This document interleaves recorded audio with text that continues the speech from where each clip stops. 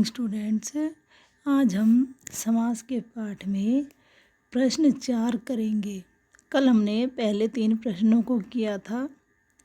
आज चौथे प्रश्न में भी वैसा ही मिलता जुलता दिया गया है। दिए गए शब्दों से सामासिक शब्द बनाकर भेद का नाम लिखिए, अर्थात आपको इस समास विग्रह से समस्त पद बनाकर उस के भेद का नाम भी लिखना है। तो यहाँ पर पहला आपके लिए जो प्रश्न दिया गया है वह है कमल के समान नयन। जब हमने कर्मधारय समास पढ़ा था तो उसमें विशेषण विशेष्य और उपमान उपमेय 2 चीज़ों के बारे में बताया गया था। तो ये समास है आपका कर्मधारय समास है, जहाँ पर नयनों को कमल के समान होने की उपमा दी गई है। तो उपमान उपमेय का संबंध होने के कारण यहाँ ये कर्मधारय समास है। अगर थोड़ा सा इसके विग्रह में परिवर्तन कर दिया जाए तो यह बहुव्रीहि समास भी बन सकता है, लेकिन यहाँ कर्मधारय समास है। अगला है 10 है आनन जिसके, अर्थात दशानन।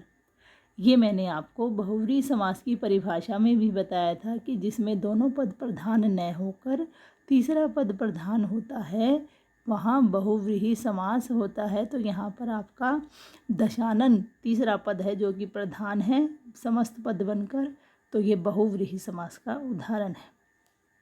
तीसरा है आपका जीव और जंतु, जिसमें और या शब्द आएंगे और जब आप उसका समस्त पद बनाएंगे तो उसमें एक योजक चिन्ह आ जाता है जो इसमें आपके नहीं नज़र आ रहा है, आप लगा लिए।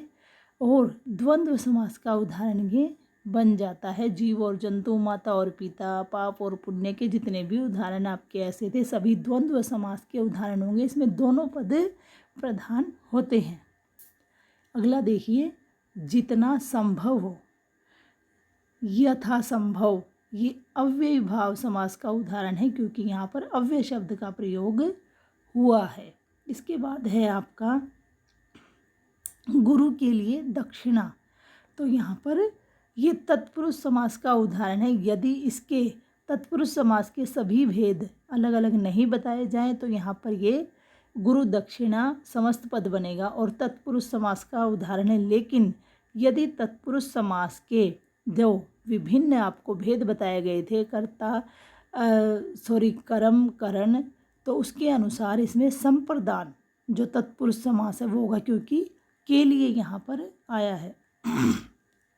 तो इस प्रकार आपके इस चौथे प्रश्न में समस्त पद या सामासिक शब्द बनाकर और समास के नाम आपको यहाँ बता दिए गए हैं। अब इसके बाद आपका जो 5वां प्रश्न है, दिए गए प्रश्नों के उत्तर लिखिए। दोनों ही चीज़ें आपके पाठ में सबसे पहले बताई गई थी कि समास क्या होता है और समास विग्रह क्या होता है। तो ये आपको इतनी सी अगर आपकी पुस्तक में आता है तो ठीक है, नहीं तो आप इसको कॉपी में लिखेंगे। इसके उत्तर के लिए मैं आपको बताती हूँ कि आपकी पुस्तक में भी मैंने आपको समझाया था कि 2 शब्दों को जोड़ना अथवा उन्हें संक्षिप्त रूप में लिखना समास कहलाता है। यह समास की बिल्कुल सरल थी क्योंकि सबसे पहले आपको यही बात बताई गई थी कि पास लाकर बनाए हुए सार्थक शब्दों को समस्त पद या सामासिक शब्द हम कहते हैं। तो ये हो गया आपकी समास की। दूसरे रूप में पास लाकर, अभी जो बात मैंने बताई है, बनाए हुए सार्थक शब्द को सामासिक शब्द या समस्त पद कहते हैं। एक और चीज़ आपके प्रश्न में पूछी गई है कि समास विग्रह क्या होता है। तो यहाँ पर देखिए, दूसरी बात समास विग्रह के रूप में आपको बताई गई कि सामासिक शब्दों को फिर से अलग अलग करने की रीति को समास विग्रह कहते हैं। कि जो हमारे समास हैं पहले तो हम उनका समस्त पद बनाते हैं, फिर समस्त पद को जो कि उसमें शब्द प्रयोग किए गए हैं उनको अलग अलग करने की जो रीति है या जो ढंग है वो हमारा समास विग्रह कहलाता है। जैसा कि हमने इससे पहले वाले प्रश्न में दोनों ही चीज़ों को हमने जाना है, जहाँ पर समस्त पद और समास विग्रह दोनों चीज़ें दी गई थी।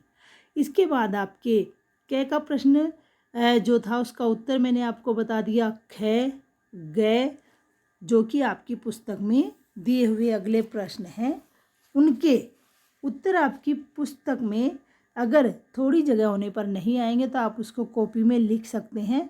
इनकी परिभाषा मैंने आपको पहले ही बता दी थी। तो इस प्रकार हमारा समास का पाठ पूरा हो जाएगा। यदि किसी बच्चे को कोई प्रश्न नहीं आता है या उसमें कोई समस्या है तो आप इसमें पूछ सकते हैं जब आप अपना होमवर्क करके कॉपी में डालेंगे। तो यही आपका लिखित कार्य रहेगा। प्रश्न 4 आपको कॉपी में करना है। आपका दिन शुभ हो। धन्यवाद।